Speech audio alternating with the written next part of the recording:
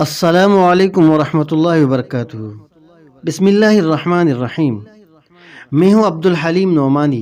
Nomani voice channel کو subscribe کریں، گھنٹی کی بٹن ضرور دبائیں۔ ایک چھوٹا بچہ وہ نہانے اور ہاتھ منہ دھلوانے سے گھبراتا ہے اور اس کو نہانے سے تکلیف ہوتی ہے، لیکن ماں زبردستی پکڑ کر اس کو نہلا دیتی ہے اور اس کا میل کچیل دور کر دیتی ہے۔ اب نہانے کے دوران وہ روتا ہے، چیختا ہے، چلاتا بھی ہے، اس کے باوجود ماں اس کو نہیں چھوڑتی۔ اب وہ بچہ یہ سمجھ رہا ہے کہ مجھ پر ظلم اور زیادتی ہو رہی، مجھے تکلیف پہنچائی جا رہی ہے، لیکن ماں شفقت اور محبت کی وجہ سے بچے کو نہلا رہی ہے، اس کا میل کچیل دور کر رہی ہے، اس کا جسم صاف کر رہی ہے۔ چنانچہ جب وہ بڑا ہوگا اس وقت اس کی سمجھ میں آئے گا کہ یہ نہلانے دہلانے کا کام جو میری ماں کرتی تھی وہ بڑی محبت اور شفقت کا عمل تھا، جس کو میں ظلم و زیادتی سمجھ رہا تھا۔ اگر میری ماں میرا میل و کچیل دور نہ کرتی تو مجھے گند رہ جاتا۔ بالکل اسی طرح اللہ تعالیٰ اپنے بندوں پر حالات لا کر اس کے گناہوں کو صاف کرتے ہیں۔ اس بارے میں ایک واقعہ علامہ جلال الدین سیوطی رحمۃ اللہ علیہ نے فرشتوں کے عجیب و غریب حالات میں لکھا ہے۔ آج میں یہ واقعہ آپ کے سامنے پیش کروں گا۔ کسی شہر میں دو آدمی بستر مرگ پر مرنے کے قریب تھے۔ ایک مسلمان تھا اور ایک یہودی تھا۔ اس یہودی کے دل میں مچھلی کھانے کی خواہش پیدا ہوئی اور مچھلی قریب میں کہیں ملتی نہیں تھی، اور اس مسلمان کے دل میں روغن زیتون کھانے کی خواہش پیدا ہوئی۔ تو اللہ تعالیٰ نے دونوں فرشتوں کو بلایا۔ ایک فرشتے سے فرمایا کہ فلاں شہر میں ایک یہودی مرنے کے قریب ہے اور اس کا دل مچھلی کھانے کو چاہ رہا ہے، تم ایسا کرو کہ ایک مچھلی لے کر اس کے گھر کے تالاب میں ڈال دو کہ وہ مچھلی کھا کر اپنی خواہش پوری کر لے۔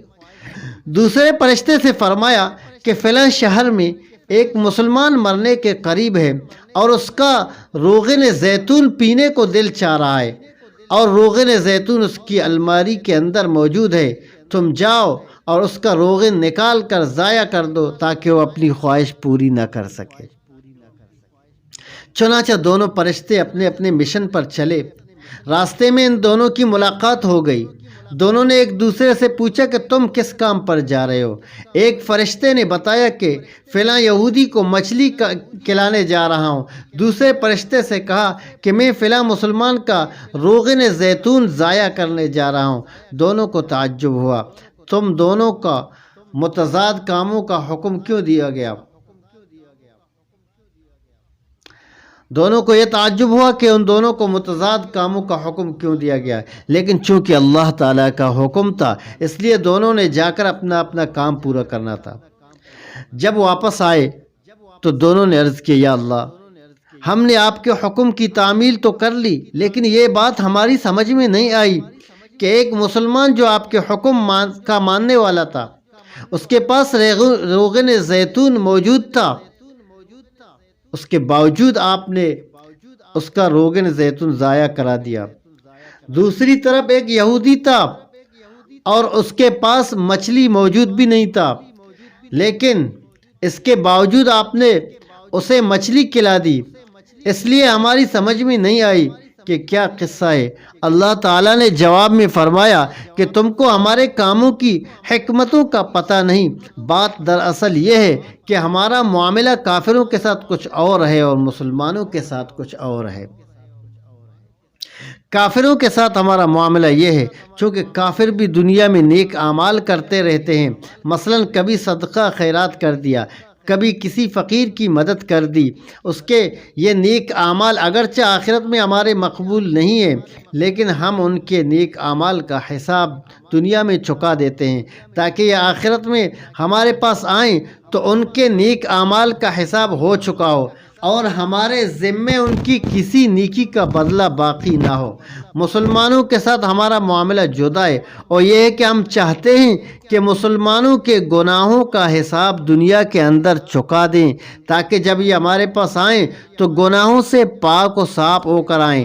لہٰذا اس یہودی نے جتنے نیک اعمال کیے تھے، اس کا سب کا بدلہ ہم نے دے دیا تھا، صرف ایک نیکی کا بدلہ دینا باقی تھا، اور اب یہ ہمارے پاس آ رہا تھا۔ جب اس کے دل میں مچھلی کھانے کی خواہش پیدا ہوئی تو ہم نے اس کی اس خواہش کو پورا کرتے ہوئے اس کو مچھلی کھلا دی، تاکہ جب یہ ہمارے پاس آئے تو اس کی نیکیوں کا حساب چکا ہوا ہو، اور اس مسلمان کی بیماری کے دوران باقی سارے گناہ تو معاف ہو چکے تھے، البتہ ایک گناہ اس کے سر پر باقی تھا، اب یہ ہمارے پاس آنے والا تھا۔ اگر اسی حالت میں ہمارے پاس آ جاتا تو اس کا یہ گناہ اس کے نامہ اعمال میں ہوتا، اس لیے ہم نے یہ سوچا کہ اس کو گناہوں سے پاک صاف کر دیں۔ ناظرین، یہ تھا ہمارے قصہ کا مختصر۔ اللہ تعالیٰ کی محبت، اور اللہ تعالیٰ مسلمانوں سے کتنی محبت فرما دیتے ہیں، ہمیں اس کے بارے میں، اللہ کی حکمتوں کے بارے میں پتہ نہیں چلتا، اور ہمیں چاہیے ہم نیک اعمال کریں۔